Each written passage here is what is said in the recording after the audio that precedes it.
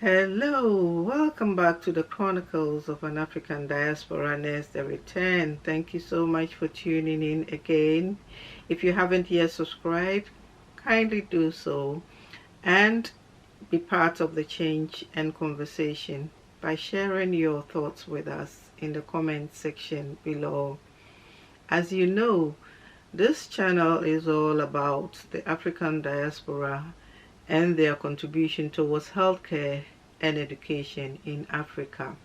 Today, I'm going to have a conversation with a newly qualified teacher who is based in a rural, remote village in the northern part of Ghana. The school you are about to see is not representative of what all basic schools in Ghana look like. In fact, Ghana has so many fantastic and well-equipped schools, right from the nursery to kindergarten to primary to junior high school to senior high school to vocational and technical institutes and the universities, some of which meet the world's best standards for education. Many of these schools and institutions are fast moving ahead in terms of improving their teaching and learning. But there is a population of school-going children who seem to be left behind, and they can be found in the most remote rural areas in Ghana. As you listen to this conversation and watch the video, my question to you is, what can you contribute to improve the learning experience of these children? At the end of this video, there will be contact details. Please get in touch and let's make a change because we can.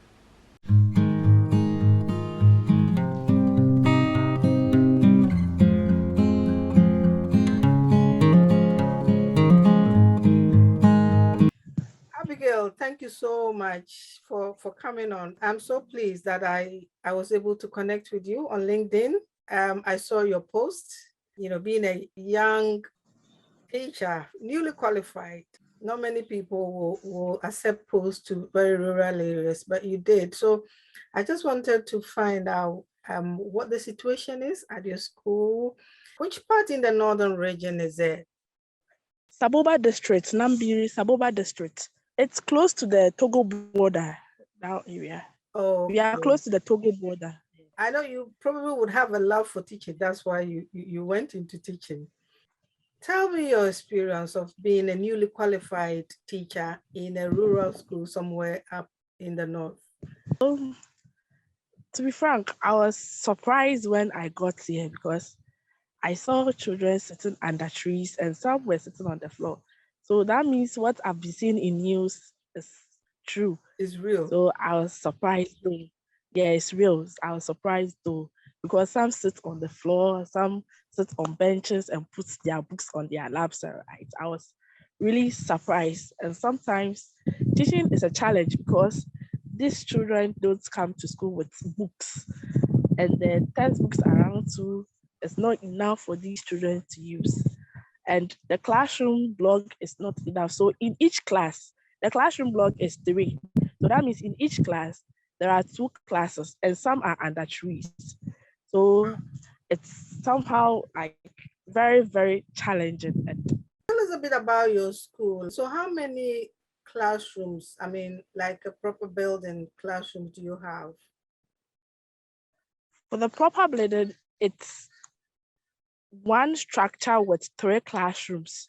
Okay. And where the JHS are using was constructed by the community people. So they came together and brought up something for these little ones to learn in it. That means the rest of the classrooms is under trees. Wow. So how many classes in all do you have? We have 3 classroom blocks. We have 6 classrooms for the primary section and 3 classrooms for JHS section. Okay. From KG 1 to class 6, yeah. Okay, and some people are in the building and some are under the trees. Yes. So which classes are in the buildings and which classes are under the trees? KG 1 and KG 2 are combined together in one classroom. Okay. Class 3, class 4 combined together in one classroom. Okay. Class 5 and 6 combined together in one classroom. Class 1 under 3, class 2 under 3. So since you went, has it ever rained? So for now, we are in the dry season, so the rains don't come more often.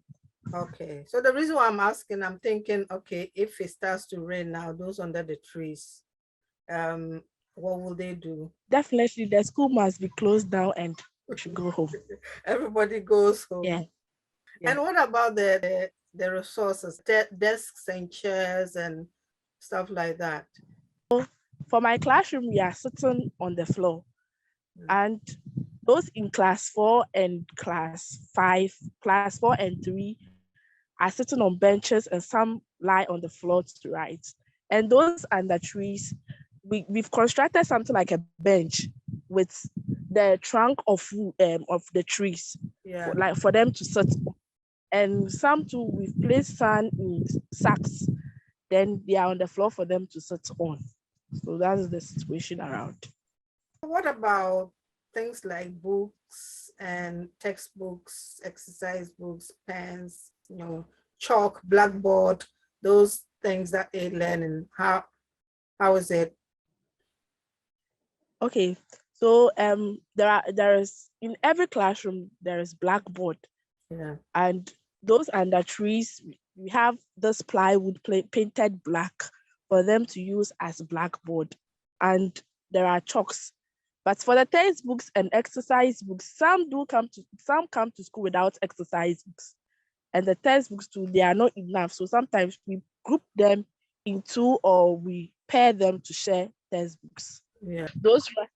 Those writing in books will be doing theirs, and those who don't have books will be writing in the sand or on slates. That is what I do.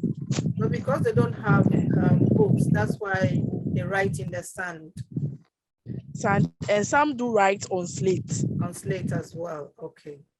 So compared to Western region where you were you teaching before, or I know you are newly qualified. Did you teach a bit there before you came to the Northern region? I did my service in Western region in one of the deprived community, such as Abu Abusu DA Primary School.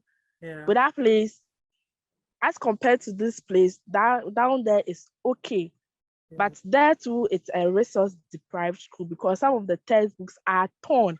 So when we want to teach a subject like English language, and we are reading a passage, you have to write the passage on the board for these children you will read and they will read after you.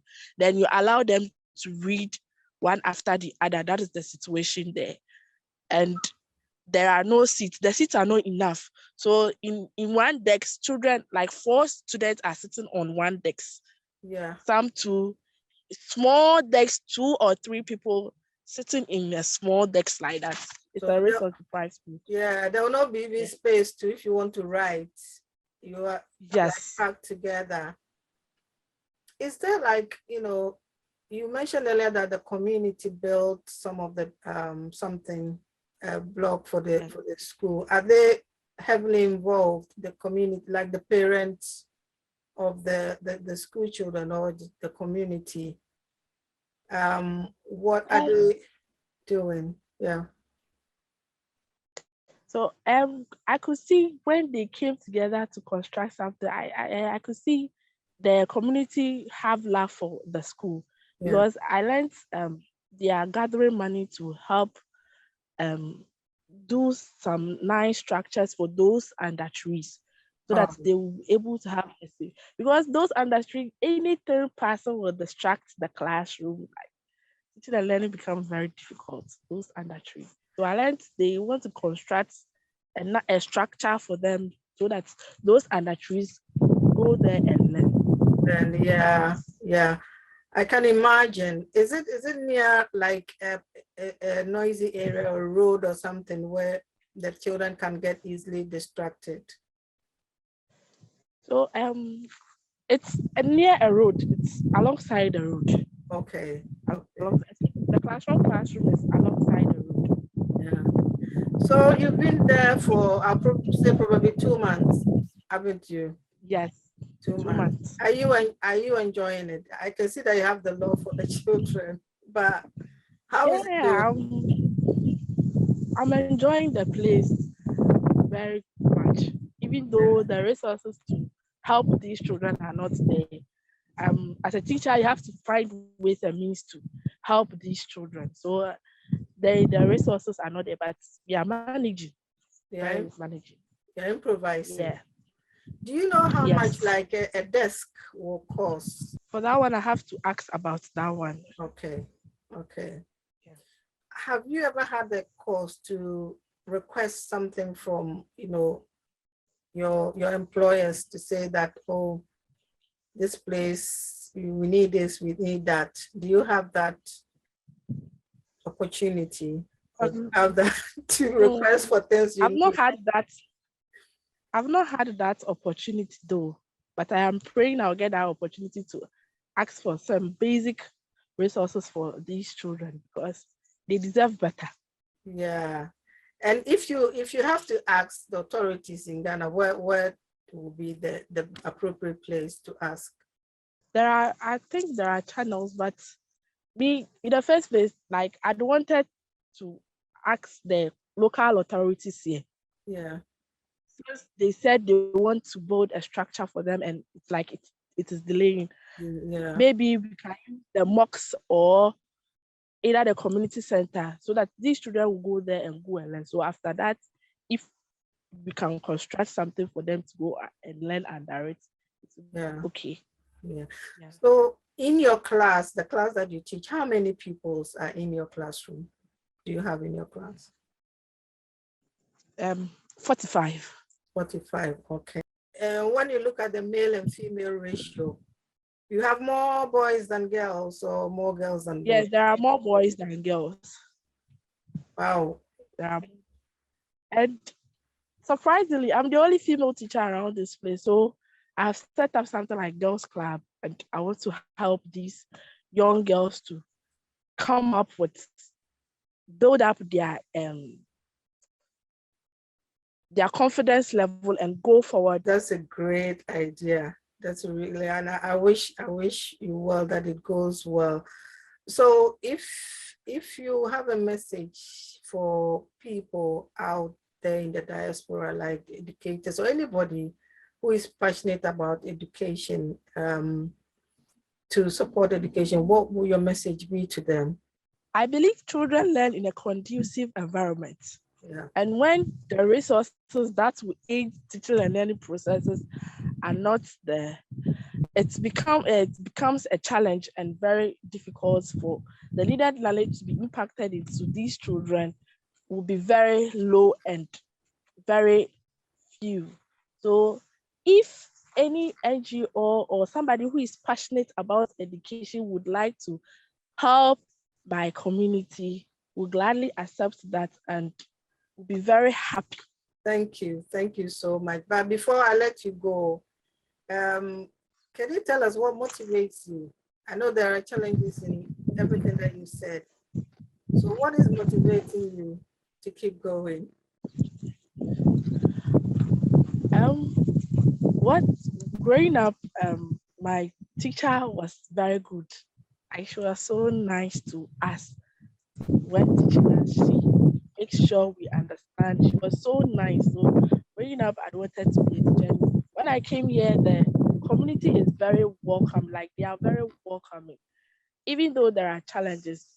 And I love to teach little children. And so that is pushing me to do more for these children. Thank you so much, Abigail. And I would definitely come and visit you when I'm next in Ghana. Hopefully very soon. I'll try and come and visit you. Thank you so much.